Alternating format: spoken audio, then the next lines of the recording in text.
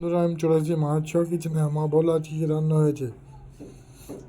সাদা সরু চালের ভাত করেছি, আলু উচ্ছে ভাজা করেছি, গোল গোল করে উচ্ছেগুলো কেটে সরু করে আলু কেটে দিয়ে নুন হলুদ মেখে রেখে দিয়েছিলাম।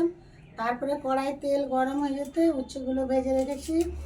এটা আলু ভাতে আলু সিদ্ধ করে তুলে নিয়ে পেঁয়াজ লঙ্কা ভেজে লবণ দিয়ে মেখেছি কাঁচা তেল দিয়ে।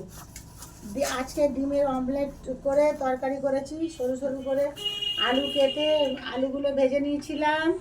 তারপরে ডিমগুলো অমলেট করে তুলে রেখেছিলাম।